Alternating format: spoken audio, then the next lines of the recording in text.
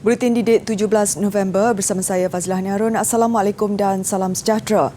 Negara kekal komited memberikan perlindungan kepada kanak-kanak khususnya daripada golongan rentan, mangsa keganasan seksual dan keganasan rumah tangga. Ujar Perdana Menteri Datuk Seri Ismail Sabri Yaakob, langkah selari dengan konsep keluarga Malaysia dan pelantikan negara ini yang menduduki kerusi Majlis Hak Asasi Manusia. Mengikut rekod pada Jun tahun lalu hingga Ogos tahun ini, sebanyak 1,721 kes keganasan seksual kanak-kanak direkodkan, manakala 2,162 kes aktif sedang dalam perbicaraan. Justru kerajaan akan teguh memperkukuh rangkaian penuh hak semua kanak-kanak di bawah bidang kuasa negara. Juga jangan kita lupa tentang perlindungan kanak-kanak dalam tahanan. Komitmen Malaysia dalam menangani isu ini dapat dilihat dengan penubuhan program Alternative to Detention apabila kami berikrar sebagai ahli HRC. Kerjasama kerajaan bertanggungjawab dalam melindungi semua kanak-kanak di negara ini tanpa mengira kewarganegaraan, bangsa, agama, kelahiran atau status-status lain. Beliau berucap pada sambutan Hari Kanak-Kanak Sedunia di Dewan Bankuet Parlimen siang tadi. Perdana Menteri berkata dalam melangkah ke hadapan, negara mesti melakukan yang terbaik termasuk mengambil langkah berjaga-jaga menangani isu global kanak-kanak. Ia selaras prinsip konvensyen mengenai hak kanak-kanak selain komitmen negara berhubung hal penahanan untuk kanak-kanak di Malaysia. Pada majlis yang dianjurkan, Datuk Seri Ismail Sabri menerima pokok sebagai simbolik Hari Kanak-Kanak Sedunia yang disambut setiap 20 November. Melangkah ke usia remaja antara pengalaman yang bermakna dalam kehidupan seseorang. Dalam usia sebegini, remaja memerlukan tenaga dan nutrien yang mencukupi bagi menjalani kehidupan yang aktif. Pengambilan makanan yang sihat dan seimbang adalah antara cara memenuhi keperluan tersebut. Bagaimanapun, terdapat segelintir remaja yang kurang memberi perhatian terhadap soal kesihatan dan pemakanan. Menurut pakar perunding dietetik Profesor Madya Dr. Hazrin Abdul Majid, dalam program Membina Juara Didik TV, 1 daripada 4 remaja atau 25% remaja di Selangor, Perak dan Putrajaya didapati berlebihan berat badan. Antara isu nutrisi lain termasuk terlampau kurus, anemia dan tidak mengambil sarapan pagi. Makanan yang sedia ada tu kadang-kadang back to knowledge. Kita tak tahu apa benda yang kita bekalkan tu mungkin bagi dia, dia rasakan sediakan nugget dalam air fryer tu sihat. Tetapi dia lupa yang benda tu continuously adalah makanan terproses. Jadi dia kurang peimbangan dari segi karbohidrat, protein, fat dia semua. Mungkin itu selalunya ibu bapa yang terlepas pandang. Mungkin. Tambahnya kebiasaannya ibu bapa tidak begitu mementingkan komposisi pemakanan yang dibekalkan kepada anak-anak asalkan mereka kenyang. Dr. Hazrin turut menekankan bahawa perut kenyang tidak semestinya makanan yang diambil itu sihat buat anak-anak. Itulah pemikiran ibu bapa yang perlu diubah sekiranya mereka inginkan anak-anak khususnya remaja dibekalkan nutrisi yang mencukupi. Jelasnya, kalori yang diperlukan bagi remaja berbeza mengikut tahap umur dan jantina. Bagi remaja lelaki umur 10 hingga 12 tahun memerlukan lebih 1,400 kalori sehari, manakala umur 15 ke 17 tahun memerlukan lebih 1,900 kalori dan 18 ke 20 tahun ke atas pula lebih 2,050 kalori sehari. Bagi remaja perempuan pula umur 10 hingga 12 tahun memerlukan antara 1,250 ke 1,350 kalori sehari. Manakala umur 15 tahun ke atas memerlukan kira-kira 1,750 kalori serta penambahan mikronutrien bagi mengelak daripada kekurangan zat besi. Dan umur 18 tahun ke atas pula lebih 1,800 kalori sehari. Dalam pada itu, tempoh yang paling penting untuk mengutamakan nutrisi harian adalah semasa anak dalam kandungan sehingga 2 tahun dan semasa waktu remaja. Sebagai usaha memberi pendedahan dan pengetahuan baru kepada masyarakat dalam bidang kejuruteraan, Dewan Bahasa dan Pustaka DBP menganjurkan program Bual Bicara Cendekia navigasi satelit secara dalam talian. Ia juga bertujuan memperjelaskan konsep sains, teknologi dan kejuruteraan dalam aspek bahasa. Menurut Profesor Madya Dr. Muhammad Faiz Mansur dari Jabatan Kejuruteraan Elektronik dan Sistem Fakulti Kejuruteraan Universiti Kebangsaan Malaysia, pengalaman belajar di negara asing sedikit sebanyak membantunya bersikap terbuka dalam memahami ilmu kejuruteraan. Jika kita lihat tentang penggunaan bahasa Melayu dalam bidang sains dan teknologi, apa yang saya boleh belajar daripada negara Jerman ialah warga mereka begitu berbangga dengan penggunaan bahasa tempatan dalam pengajian sains dan teknologi. Kita lihat hampir kesemua program sarjana muda diadakan dalam bahasa Jerman dan mungkin kelonggaran diberikan bagi program sarjana dan doktor falsafah. Tambahnya, perkara tersebut boleh diguna pakai di negara kita sendiri supaya pelajar dapat merasa lebih dekat dengan kursus yang diambil, terutamanya teknologi. Namun, ada yang berpendapat bahawa penggunaan bahasa kebangsaan bagi bidang teknologi yang terkini agak asing dan janggal. Perkara ini adalah perkara yang sama bagi semua bahasa. Jadi kita lihat bila ada teknologi baru yang terhasil, setiap bahasa perlu mencari perkataan untuk menerangkan teknologi tersebut. Sebagai contoh, dalam bahasa Inggeris kita ada selfie, di bahasa Melayu kita ada swafoto. Jelasnya, apa yang paling penting ialah penggunaan perkataan itu boleh diperluaskan sekaligus membolehkan orang ramai tidak lagi berasa asing menggunakan perkataan baharu untuk menerangkan teknologi terkini.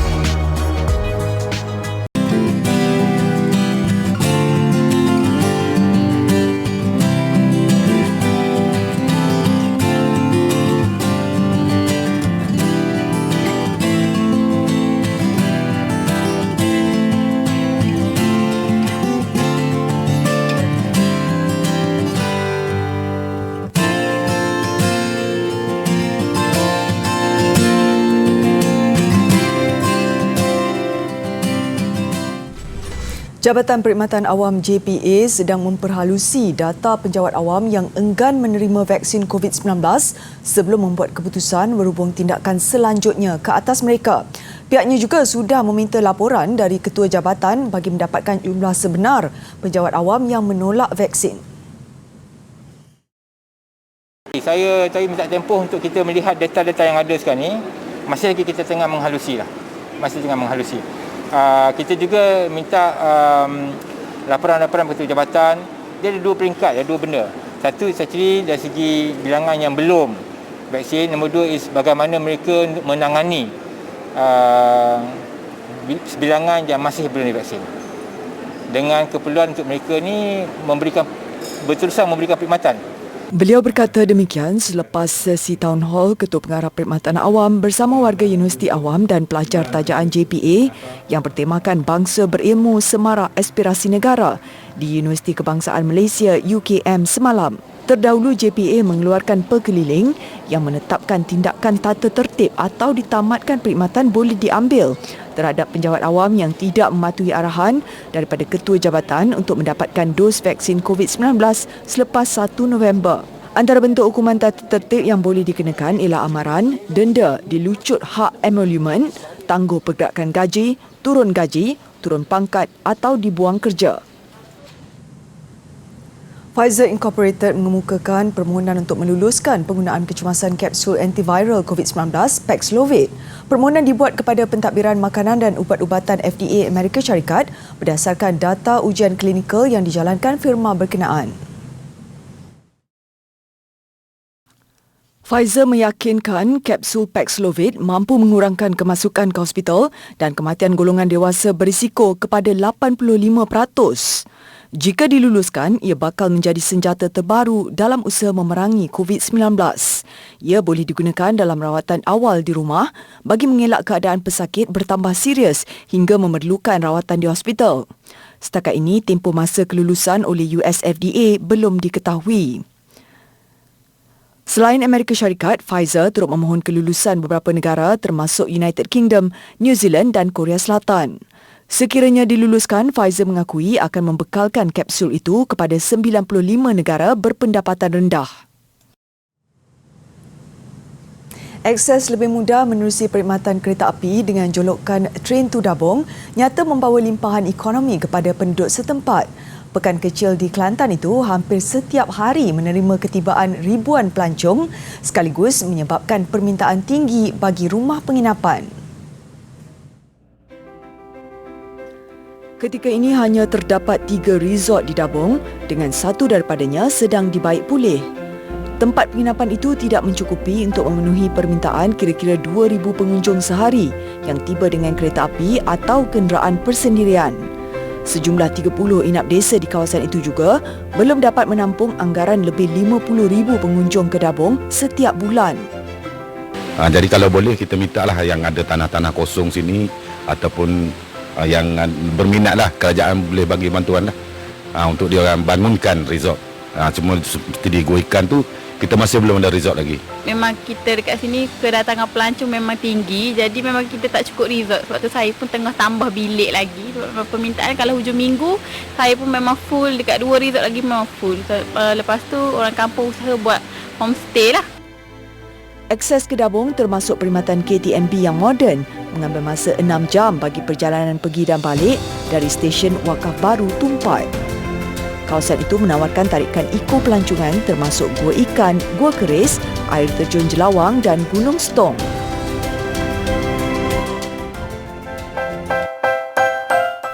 Berikut adalah lanjutan tarikh permohonan kemasukan murid dan tarikh semakan pusat bagi pentaksiran kemasukan ke Sekolah Khusus PKSK Kementerian Pendidikan Malaysia bagi tahun 2022.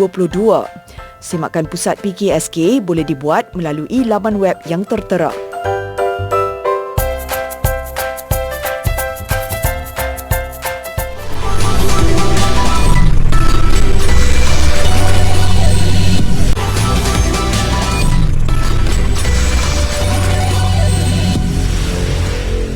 Kekurangan produk Bumiputera dalam penghasilan jeli cincau membuatkan tanaman ini mempunyai potensi meluas untuk dipasarkan.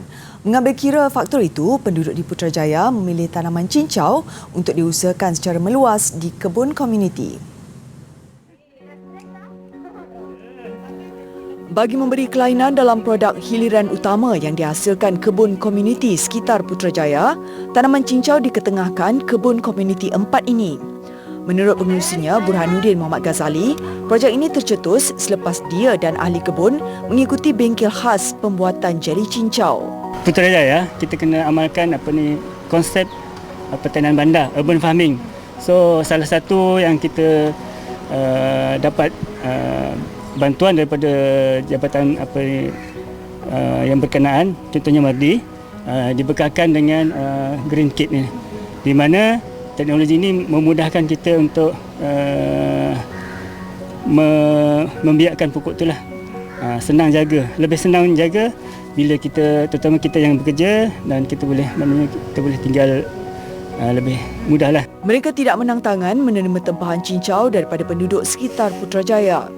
Menghasilkan jeli daripada tumbuhan renek ini hanya menggunakan 3 bahan, iaitu daun cincau kering, tepung ubi kayu dan air soda. Daun berkenaan direbus dan ditapis sebelum dicampur tepung ubi kayu dan air soda. Kita di KK4 ni membuat jualan cincau pada hujung minggu, Sabtu Ahad. Jadi ramailah yang datang untuk membeli cincau di sini. Istimewa cincau ni, dia tiada bahan pengawet. Dia tak macam yang jual dekat kedai. Dan dia ni, lembut dia tak sama macam kat kedai yang boleh potong. Setiap kebun komuniti dia mempunyai produk hiliran ataupun tanaman masing-masing. Macam contoh di KK4 ataupun KK3, KK2 ada macam rock melon. Dan ada juga yang buat cili, segala-galanya petani. Tapi produk hiliran dia orang ada signature masing-masing. Macam contoh di KK4 ni cincau. Di KK16 kita ada produk bayam Brazil. Setiap bulan, sebanyak 2 hingga 3 ribu ringgit mampu dijana peserta kebun komuniti ini dengan hanya menjual cincau segar. Seterusnya di Shanghai, China, memiliki kerjaya di syarikat Fortune 500 dan berpendapatan lumayan tidak semestinya menjamin kepuasan dan kebahagiaan. Bagi Hu Xiging, dia berasa kehilangan sesuatu lalu bertindak meninggalkan bandar besar dan berhijrah ke kampung. Kisah Hu ini bukanlah asing, malah kini wujud gerakan berhijrah keluar bandar dalam kalangan golongan muda profesional di China. Jutaan milenial di China kini semakin lelah dengan gaya hidup moden yang perlu bekerja terlalu lama dan gaji rendah, kesesakan kota serta kos sara hidup yang tinggi. Ini ditambah dengan tekanan ibu bapa yang mahukan anak-anak berkeluarga dan berkerjaya. Lalu mereka memutuskan untuk menikmati gaya hidup ringkas dan organik di luar bandar. 包括跟我类似的人，他们会觉得这些物质上的享受有感觉刺激不了自己，就是得不到一些内心上的满足。这个时候就会去想，那我到底生活的动力是什么？ Hu dahulunya bekerja dalam sektor pemasaran dan rangkaian bekalan untuk jenama kosmetik dan sukan. Kini dia menanam ubi keledek, kacang panjang dan sayuran lain di Chongming bersama rakan-rakannya. Salah seorang daripadanya, Liang Puna, 34 tahun. 现在我们这一代人呢，我觉得压力真的太大了。如果你而且一直在城里面的话，就是你看不到另外一种选择。我觉得他们就是因为周围的人也在说你要买房，你要结婚，你要买车，这就是成功的标志。你好像没有。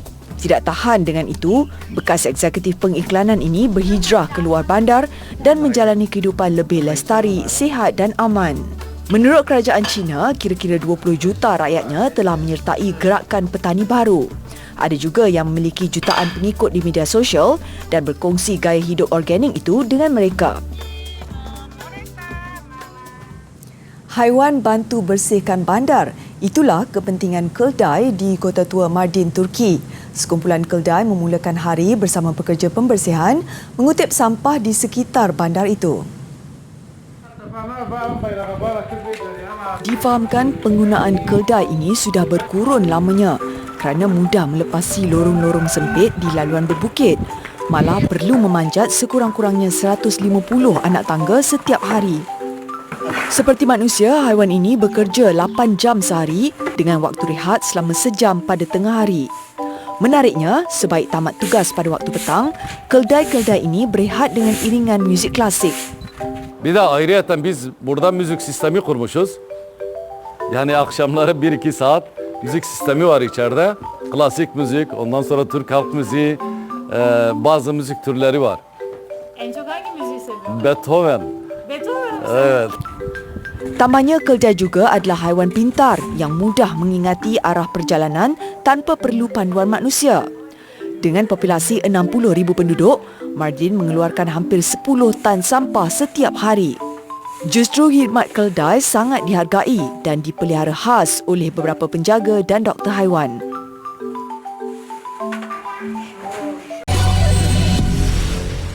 Sukan, Kementerian Pengajian Tinggi KPT hari ini melancarkan saingan Piala Pra-Universiti 2021 bagi memulakan program transformasi bola sepak di Institusi Pengajian Tinggi IPT.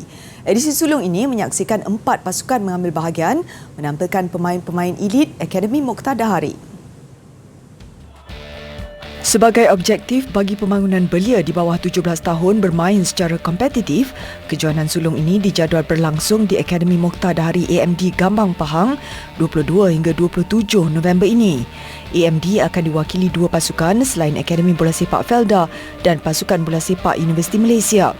Menyempurnakan majlis pelancaran ialah timbalan Ketua Setiausaha Dasar KPT, Dr. Muhammad Zabri Yusof. Beliau optimis kejohanan sebagai platform terbuka kepada pemain yang bakal bergraduan untuk diintai mana-mana pasukan atau klub bagi menyambung kerjaya dalam sukan bola sepak. KPT turut mencatat sejarah apabila melancarkan Persatuan Bola Sepak Universiti Malaysia MUFA yang diluluskan pendaftarannya oleh Pejabat Pesuruhjaya Sukan PPS.